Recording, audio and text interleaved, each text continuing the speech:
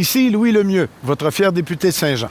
La chaîne YouTube que vous regardez en ce moment, Studio Saint-Jean, c'est la chaîne de votre député au service de la communauté, pour nous permettre de communiquer plus et de communiquer mieux, pour permettre aux gens de la communauté de se faire connaître, de pouvoir s'expliquer et de pouvoir s'aider les uns les autres, comme ceci.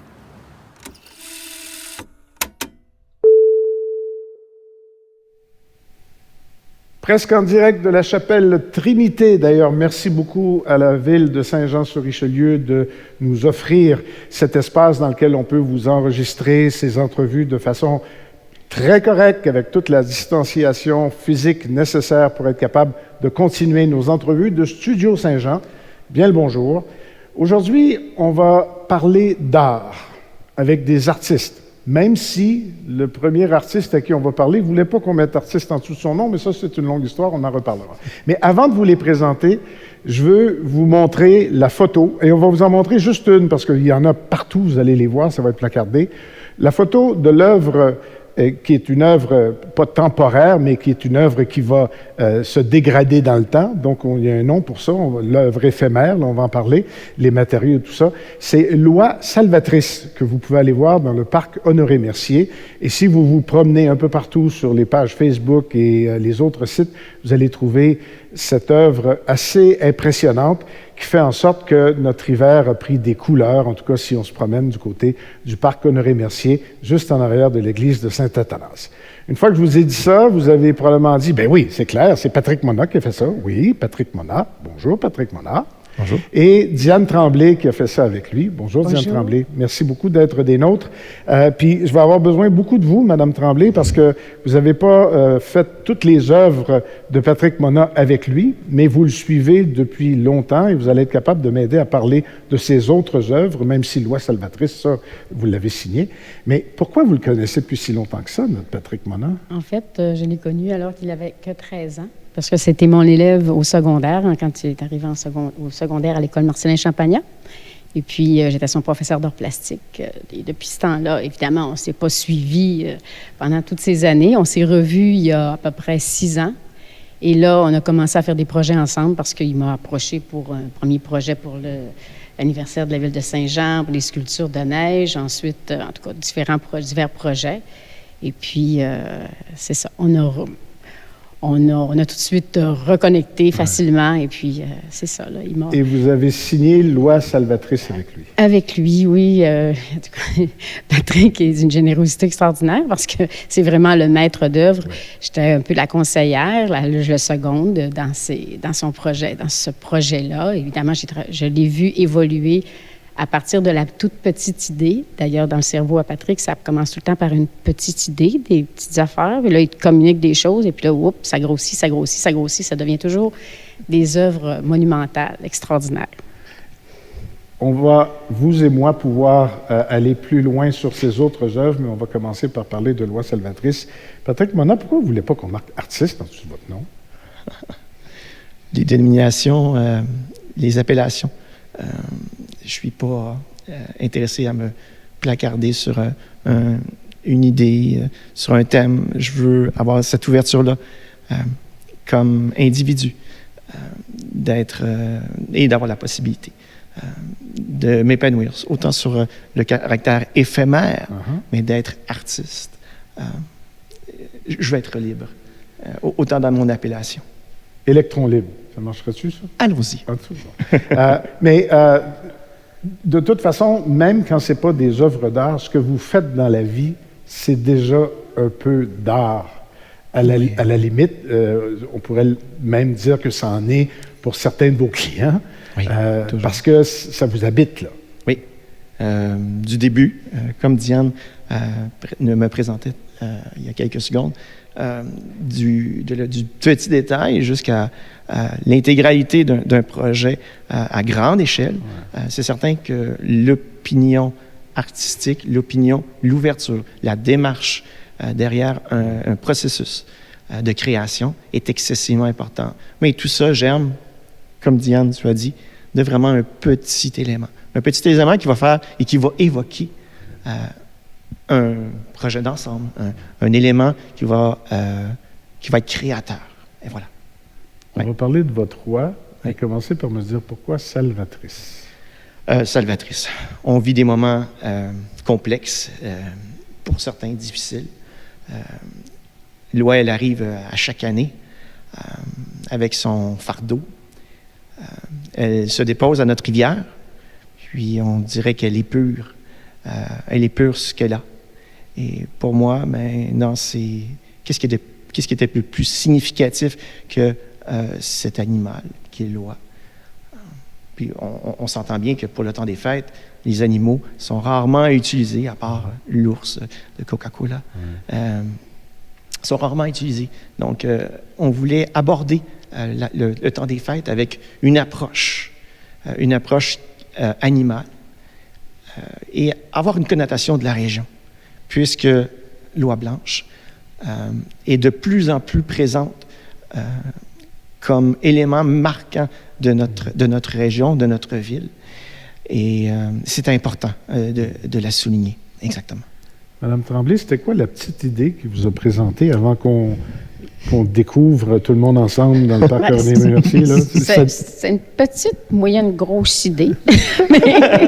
C'est toujours assez. Puis là, je dis, écoute, ça va te prendre des ingénieurs. Faire ça, là, mon homme. Après ça, mais ça évolue tout le temps. C'est magnifique de voir justement l'évolution de l'idée de première. La première idée, c'était dans la rivière Richelieu. Oui.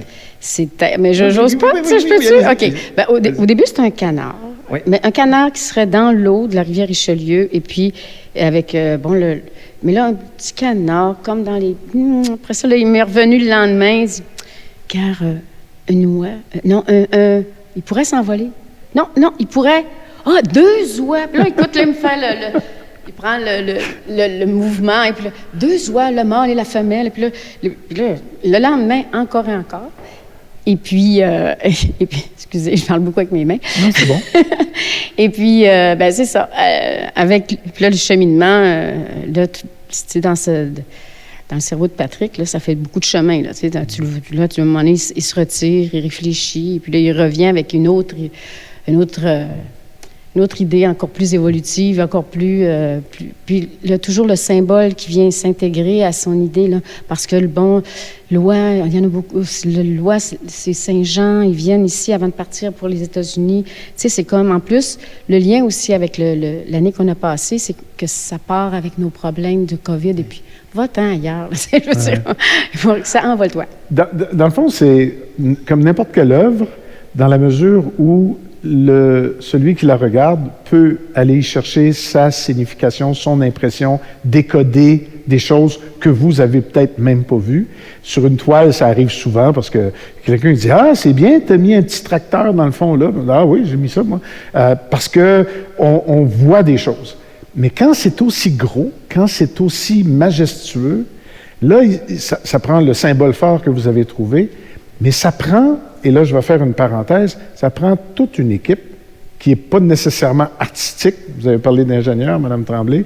Effectivement, dans vos affaires, il y a toujours des affaires compliquées. Vous avez besoin de beaucoup de monde qui sont surtout pas des artistes, mais qui trouvent ça capoté et qui veulent travailler avec vous. L'échelle d'une création permet ici d'aller chercher les gens, d'aller les piquer au vif, dans divers niveaux de pensée. L'émerveillement est un élément excessivement important pour moi, d'aller les chercher. Et oui, ça prend une organisation, ça prend des gens comme Diane, comme énormément d'artistes, Marjolaine Quintal qui fait nos textes, qui est d'une splendeur incroyable au niveau de ses textes. C'est une panoplie. Oui. Alors, on ne peut pas faire ça que seul. Mais l'idée du canard jaune, qui allait chercher à la base initialement les enfants. Et quand on va aller chercher l'émerveillement des enfants, les yeux des parents suivent automatiquement et s'arrêtent pour regarder et peut-être avoir une lecture à leur niveau de la création. Et ça, pour moi, c'est d'aller chercher un groupe de personnes et que ce soit distinctif par rapport à une autre œuvre. Mais lorsque l'idée, l'échelle, nous permet d'avoir et de capter l'attention de tout le monde, ça, c'est merveilleux. bingo rendu là. Ah oui, c'est merveilleux. Et en ce moment, vous avez fait référence tous les deux, la pandémie, ça nous habite, ça nous complique la vie, on en a notre voyage.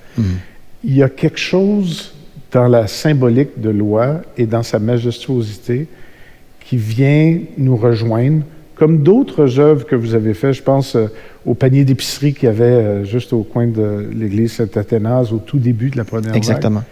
Il y avait quelque chose là-dedans qui nous parlait, qui venait nous rejoindre. Ne serait-ce que d'attirer notre regard, c'est déjà dans notre journée, c'est déjà dans notre moment, une sorte de baume, un peu d'introspection, où on n'est pas en train de gratter un bobo, mais on est en train de regarder vers l'extérieur. Ça, pour vous, c'est pas un hasard. Vous répondez, dans le fond, à un appel qu'on a tous quand vous créez des choses comme ça. Exact. Initialement, le projet, vous savez, du Petit Canard jaune a évolué à une oie en coupe. Je la trouvais très significative, le couple présent. Et je me suis posé la question par rapport à ça, par rapport au rattachement du couple. Et j'ai plutôt opté vers une oie individuelle, salvatrice, qui est sauveuse, comme dans tous les autres projets, d'aller chercher l'individu et que cet individu-là se retrouve comme groupe par la suite. Et ça, c'est pour moi important, cet effet communautaire. L'oie, on ne la voit rarement seule. C'est pas un oiseau solitaire, c'est un oiseau de groupe. Et que cette situation-là qu'on vit présentement, bien, si on est seul, on ne peut pas passer à travers ça. Il faut être ensemble, il faut parfaire ce que nous sommes comme individus pour en devenir un groupe. Quand on est allé faire les photos officielles, tout le monde est allé faire des photos, mais vous avez eu la générosité d'inviter les élus et les représentants samedi à une session de photos. Et je regardais ça avec tout le monde qui était là. C'était beau de voir les gens qui arrêtaient. Et ma seule question pour vous, bien, pas la seule, mais à ce moment-là, la grande question que je me posais, c'est la dimension éphémère de l'œuvre. Oui. Moi, ça m'impressionne toujours que quelqu'un travaille aussi fort pour quelque chose qui va dépérir éventuellement. Alors que quand on fait de l'art, j'imagine qu'on voudrait que ça nous survive à quelque part. C'est quoi l'appel de l'éphémère? Est-ce que c'est un deuil qu'on fait en partant, mais qu'on dit... Je ne sais pas, j'essaie de comprendre. Est-ce que, Louis, on va vouloir se remémorer ce qu'on a vécu avec le COVID? Je ne crois pas. Ces moments-là, ils vont faire partie de notre passé. On va s'isoler. On va vouloir revenir à une certaine normalité. Et on fera une œuvre à cette époque-là pour nous donner le point de départ à ce nouveau monde qu'on va vivre après le COVID. L'éphémère permet de vraiment positionner dans le temps l'œuvre. Et ça, c'est excessivement important. On est tellement en évolution comme société, et ça, c'est la beauté de notre communauté, c'est qu'on a une partie incroyable de discernement et d'évolution que le caractère éphémère s'applique énormément. Mais c'est certain que le caractère éphémère, c'est de l'investissement, et ce, à court terme. Oui. Madame Tremblay, quand on participe à une œuvre éphémère comme celle-là, j'imagine qu'il y a un degré de difficulté qui est, il faudrait au moins qu'elle reste, puis qu'elle ait l'air de ce qu'elle a l'air pour un certain temps. Il y a des morceaux qui sont plus vulnérables que d'autres. Est-ce que... rendu là, ça devient de la technique plus que de la création. C'est d'aller choisir les bons morceaux, les bons éléments. Puis là, il pleut, il neige, il va faire froid, il va venter. Ça fait partie du travail de création, mais c'est plus de la création, c'est du gros travail. Oui, c'est du très gros travail, mais évidemment que, comme Patrick est architecte paysager au départ, il connaît beaucoup les matériaux de base qui étaient la phragmite, et l'autre, je me souviens plus du nom. Du miscanthus. Le miscanthus. Alors, et on le voit évoluer au cours des mois, dans les saisons, et c'est quand même assez, ça a une certaine pérennité. Et puis, Tu me racontais, Patrick, que dans les pays nordiques comme la Hollande, en tout cas, je ne sais pas, j'aimerais mieux que tu en parles de ce coin-là. Et puis, justement, ce matériau-là, oui, c'est une œuvre éphémère, mais qui aura une certaine pérennité. Puis dans le temps, et même au niveau des cœurs des gens, quand les gens viennent, se photographient devant, c'est quand même un moment historique là, qu'on vit présentement. Donc, je trouve que cette toile-là, même si, bon, elle aura une fin un jour, évidemment, c'est du bois, c'est tout biodégradable, à part des vis. mais c'est ça a une certaine pérennité. Puis dans le cœur des gens, ça sera une œuvre marquante, je crois, en tout cas personnellement. Je crois que ça aura quelque chose de marquant et d'unique. Et puis quand ça ne sera plus là, bien, c'est peut-être parce qu'on sera passé à autre chose. Puis je trouve que c'est l'importance de cette œuvre qui est éphémère sans l'être à 100%. Ce qui n'est pas éphémère, c'est l'œuvre d'avant à laquelle vous m'avez invité pour une autre session de photos. Un divan en roche. C'est fou, là. C'est malade. Et en même temps, vous en avez tiré tellement de fierté. L'avez-vous vu, Mme? Oui, je l'ai vu en création aussi. Non, j'ai tout vu. OK. En tout cas, quand je dis c'est malade, là, on s'entend, là, c'est un peu fou. Je suis pas toute dans sa tête, là, mais ça, oui, c'est malade. Là. Puis, écoutez, il faisait des plus 40 degrés quand ça a été sculpté, cette œuvre-là. Des chaleurs torrides. Et puis, c'est en même temps plus que les fleurs de lys et tout.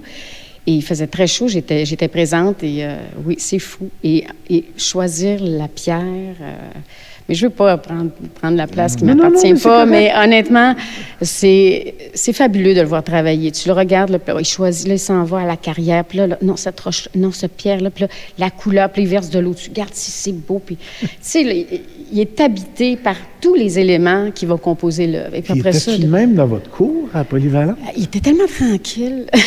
C'est un petit garçon très tranquille, mais qui sortait d'ailleurs. Je me vante de lui avoir donné son premier prix à vie. Mais peut-être, tu n'as eu peut-être au primaire, mais en tout cas, il avait remporté le prix puis une œuvre très originale pour son âge, à 13 ans, très évolutive, en tout cas, pas évolutive, mais très d'avant-garde. C'était pour faire la page couverture de l'album. Oui. Et c'était un arbre qui fait un petit peu cubiste, avec des lignes c'était magnifique. Et je le vois encore, il travaillait très, très concentré dans ses choses. Et puis, ça évoluait, puis il venait montrer ses choses. Puis c'est drôle parce que maintenant, qu'il est vraiment un adulte plus qu'accompli, et que moi, je suis à ma retraite, je trouve tellement que j'ai un privilège extraordinaire de pouvoir voir où il est rendu, de l'avoir... Peut-être d'avoir semé un petit peu, bien, il l'avait probablement déjà, mais en tout cas d'avoir contribué à cette belle... en tout cas... C'est un privilège pour moi de travailler avec toi. Ben là, en tout cas, on va se lancer, s'en relancer, mais écoute, pour moi, c'est merveilleux. Là, puis, en tout cas, j'étais là dans les premiers débuts, je t'ai guidée au début, et puis là, que tu me fasses confiance à moi, alors que moi, je trouve que tu as dépassé le maître depuis bien des lunes, ça me touche profondément. Et puis, écoute, parfois, il me dit « T'es-tu fatigué? » Écoute, quand je vais être sur mon lit de mort, là, je ne me rappellerai pas de la fatigue que j'ai aujourd'hui. Je vais me rappeler, hey, j'ai participé à ça, j'ai fait ça avec Patrick Mona, là, tu sais, c'est immense, c'est gros, puis c'est pas la première fois, là, à me montrer à utiliser une scie mécanique, puis pour sculpter dans la neige, quand il y a eu quand on fait des sculptures dans la neige. Les 350e, tu m'as fait faire des sculptures magnifiques en neige, je n'avais jamais fait ça, mais écoute, puis là, let's go. En tout cas, qui malheureusement il n'y a plus. Était vraiment éphémère. Oui, ça a été décourageant parce que c'était un désastre. Un désastre. C'était tellement beau. Les fameux redoux. Hein, les fameux redoux d'hiver. Le sud du Québec, c'est ça. Mais c'est beau de vous entendre et de vous voir partager ce plaisir que vous avez. Et là, j'ai une question, même si vous n'êtes pas artiste, Patrick, une question pour l'artiste. Il y a quelque chose d'égoïste dans ce que vous faites, puis en même temps extraordinairement altruiste parce que tout le monde en profite. Mais vous allez chercher quoi? Vous, quand je dis égoïste, parce que vous ne feriez pas ça si vous n'alliez pas y chercher quelque chose. Vous vous sentez comment? C'est à quel moment que c'est le plus gratifiant? Quand vous y pensez ou quand vous le voyez ou entre les deux quand vous le faites? Je pense qu'intrinsèquement, l'individu veut veut aborder les jalons de l'altruisme. Ça, c'est sûr. Individuellement, je crois que c'est comme ça que l'individu l'est. Et pour moi, quand on crée, oui, il y a une très grande part d'égoïsme là-dedans. Ça, c'est sans vous le cacher. Toutefois, Louis, ce que j'aime, c'est au niveau communautaire. Lorsqu'il y a une résonance, lorsqu'on invite les gens à prendre des photos officielles, les gens passent devant nos créations, passent un commentaire, font réagir les gens, l'émerveillement à nouveau. Pour moi, c'est une rançon, c'est un plaisir pour moi, c'est ma paye. Puisque de cette façon-là, l'artiste, tout le monde était à l'aise dans un des médiums. Et pour moi, d'émerveiller les gens avec mes mains, d'émerveiller mes gens avec ma tête, de voir la lecture que j'ai et de la proposer aux gens et que ça les fasse réagir, pour moi, c'est essentiel. Et voilà. Je ne sais pas comment vous l'appelez, là, mais le divan en pierre, là, oui. Ça, c'était pour une compagnie dans le parc industriel qui voulait rendre unique son entrée. C'est réussi, là. Oui. L'entrée de cette usine-là, elle est unique, c'est clair. Il y a quelque chose de beau, je présume, pour l'artiste que vous n'êtes pas, mais que vous êtes, à se faire demander des idées en commençant tout le temps en disant « c'est une idée de fou, là, mais je voudrais... » C'est pas des commandes, c'est des demandes, dans le fond, en vous disant « tu as libre cours à ta folie artistique, puis en même temps, moi, je ferais ça avec. » Est-ce que ça, c'est le meilleur des deux mondes? On l'apprend, Louis. Oui. On l'apprend, même si la cliente a une demande, on prend cette opportunité-là d'offrir au client, au demandeur, ce que tu as comme vision, d'avoir des balises lors de la création est très, très limitative. Et on se dirige absolument dans un point, et pour moi, et pour une grande partie des artistes, il faut que ça sorte de tes tripes. On ne peut pas se faire dire d'aller dans une direction quand que cette pulsion que tu as en dedans de toi par rapport au moment présent, par rapport au commerce, par rapport à la demande, il faut que ça vienne de toi. Puisque sinon, on va demander à un ordinateur, on va demander à une machine d'exécuter ton travail. Lorsqu'on avait on a étudié l'oiseau pour le développement de l'oie. Puis, il y a tel type de plume, elle porte un nom. On s'est arraché la tête à dire, on a tout mis ça de côté. Puis on a fait vivre ce qu'on voyait nous-mêmes. Comment que les gens, s'ils s'arrêtent, peuvent regarder l'œuvre et de vraiment se mettre à ma place. Quand je sculpte une femme, c'est une femme qui se retrouve dans ma tête. C'est ma vision. Les paramètres de nos jours, surtout pour une œuvre artistique, la machine est rendue tellement sophistiquée qu'on peut lui demander de recréer à peu près ce qu'on veut. Ce n'est pas de l'art. Pour moi, de l'art, c'est rentrer dans la tête de quelqu'un puis d'aller sortir sa vision des choses. Qui a eu un bon prof. Il y a eu un bon prof. Hein? C'est bien ça. Un bon élève. C'est en plein ça. C'est un bon élève aussi. Qu'est-ce que... parce que j'ai ma dernière question qui s'en vient et que je ne veux pas oublier. Mais juste avant, je veux savoir, qu'est-ce que vous avez fait d'autre? J'en ai vu d'autres, là. Puis je ne veux pas qu'on décortique chaque œuvre. Ce que je veux, c'est qu'on encourage les gens à aller sur votre page Facebook, aller voir parce que vous avez publié beaucoup de la création et tout ça. Mais le moment de la fabrication, quand il y a autant de monde, vous devenez un peu comme le général d'une armée rendu là. Je veux dire, oui, c'est votre œuvre, mais en même temps, s'il n'y a pas les personnes pour la lever, s'il n'y a pas les personnes pour l'accrocher, puis des fois, vous devez avoir des défis énormes pour que ça tienne. Je me souviens d'une affaire sur le bord du Richelieu, où on était allé en avant de l'église, dans le petit parc, où c'était, ma foi, extrêmement fragile et en même temps magnifiquement grandiose. Il doit y avoir des défis d'ingénierie là-dedans, puis vous devez avoir besoin de monde pour faire ça avec vous, là. Oui, des connaissances, une étude. C'est certain que, par exemple, disons, chaque plume de l'oie a été travaillée à plusieurs reprises pour arriver à vraiment une précision au niveau de l'exécution. Et lorsque l'exécution est bien analysée, on arrive à une situation où on peut recréer, on peut créer cette œuvre-là, on peut créer loi. Mais de mes créations d'il y a presque 20 ans jusqu'à aujourd'hui, le processus est le même. Il y a un démarchage à faire, il y a une étude, il y a une analyse à faire des matériaux. Est-ce que le matériau utilisé sera le bon matériau pour arriver au but à obtenir l'émerveillement? Puis par la suite, je ne suis pas un général. Je suis une personne qui va tellement aller donner la chance aux gens de pousser leurs limites. Et je crois que loi, et certains se retrouveront là-dedans, ont dépassé leurs limites personnelles.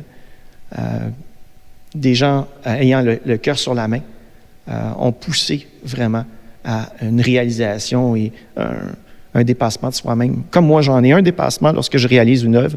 Il faut absolument que les gens qui me côtoient dépassent eux aussi ces limites. Parce que c'est ça la vie, c'est de dépasser à tous les jours nos limites pour arriver, émerveiller, et surtout aussi que demain, ça sera encore plus. C'est beau d'entendre parler. Hein? Bien là, oui, c'est beau de l'entendre parler, mais j'ajouterais que tout autour de toi, d'abord, premièrement, tu es extrêmement généreux. Et puis, les gens aiment travailler avec toi et se donnent, et te donnent le temps, tu sais, je veux dire, que sans même parfois que tu le demandes ou, tu sais, ah non, gars, on va venir parce qu'il fallait attacher. D'abord, les plumes sont faites de brosseaux, en fait, attachées de 10 phragmites, brins de phragmites. Ensuite, il fallait aller les cueillir. Il ne peut pas faire ça tout seul, évidemment. Alors, heureusement, tu as eu Sylvain, tu as eu Francis Lauzon, Mario, Michel, en tout cas, là, il y a plein de monde. Éloi, Jérôme, Mathias. Oui, Mathias. Ça, c'est les noms qu'on retrouve sur la plaque. Vous avez cette signature-là à chaque œuvre, en tout cas les œuvres que j'ai vues de date récente, totalement. Où tout le monde est dans la liste, le photographe, n'importe qui a contribué est dans la liste. Il y a quelque chose là-dedans d'extrêmement communautaire. C'est comme si vous n'étiez pas juste une vedette de la communauté, vous étiez un outil que la communauté a besoin pour être capable d'aller là où elle veut aller. Il y a vraiment une complémentarité et votre équipe là-dedans est toujours en expansion. Là. Vous avez de plus en plus de monde avec vous. Là. Je crois que dans toute œuvre, il y a un certain niveau de propagande de la région. Et ça, c'est excessivement important. Et tous les gens qui sont allés au front avec moi pour créer cette œuvre-là doivent avoir leur salut. Hein? D'avoir le nom, c'est la moindre des choses pour avoir leur salut. On a réalisé ça dans une période où les distanciations devaient être respectées. On a réalisé cette œuvre-là vraiment avec le pouvoir. Est-ce qu'on va y arriver? Est-ce qu'on va arriver à cette date fatidique que je me suis donnée, qui était la mi-décembre? Je voulais absolument être en mesure d'aller arriver à ce deadline-là. Puis vraiment, tout le monde y a mis la main à la pâte. Et on voyait le temps filer à grand déploiement. Mais de la base, d'initialement, lorsqu'on a forgé notre idée pour Loi et sa hauteur, ses dimensions, c'est fait un dimanche matin à 8 heures, toute seule. Puis, il fallait que ça se fasse. Il fallait que ça se fasse parce qu'il fallait enclencher ça, cette propagande-là de la région, pour montrer qu'on est beau ici dans la région. On a un charisme et c'est important que le Québec, le monde entier, avec ces plateformes-là, c'est tellement simple de faire connaître notre région, de faire connaître ce que nous sommes en tant que Joannais. C'est excessivement important. Non seulement c'est touchant ce que vous dites, mais c'est porteur dans les circonstances dans lesquelles on vit en ce moment et avec les moyens que vous utilisez pour nous aider à passer au travers. Parce que moi, je considère que c'est ce que vous faites. Vous êtes comme un pont pour nous. Vos œuvres sont des ponts. Je vous donne un mot de la fin, pour ça, j'ai ma question qui tue pour lui, là, pour finir. Le mot de la fin, en tout cas, moi, je suis... Tout à fait reconnaissante. Tout à l'heure, je t'entendais parler quand tu disais au début, là, quand il m'en a parlé, il dit, j'ai dit, bien oui, ça va prendre beaucoup de temps faire ça, là. Ça serait pas, en 4 jours, on fait ça. 4 jours? Mais finalement, ça a pris plutôt qu'à 8 semaines, que 4 jours. Mais dans 4 jours, oui, c'était déjà...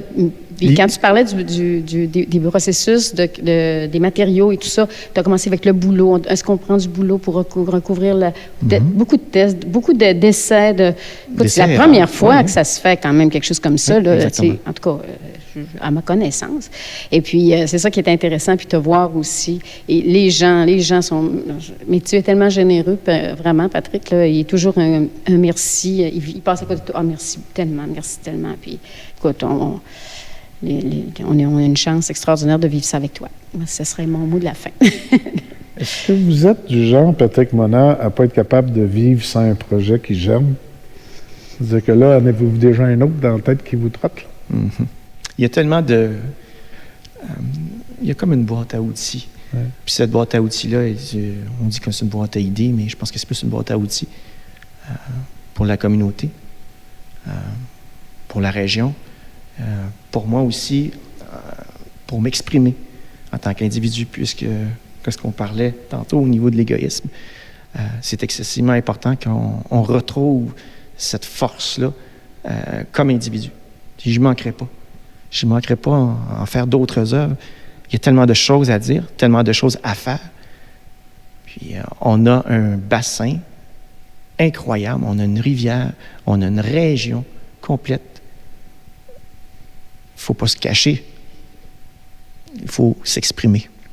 Sur ces belles paroles, par transparence, je vais dire qu'on enregistre cette entrevue le mardi 22 décembre à l'heure du midi. Il neigeait ce matin avant de venir ici. Je suis passé pour voir l'OA. J'ai repensé à toutes les autres œuvres que vous m'avez fait découvrir depuis que je suis arrivé. Et je me disais que c'est un beau cadeau que vous avez fait à la région. Mm-hmm. Et c'est mon cadeau de Noël. On va mettre ça en ligne le 25. Oh, c'est beau. Merci, Louis. Merci beaucoup. Merci beaucoup. Merci beaucoup.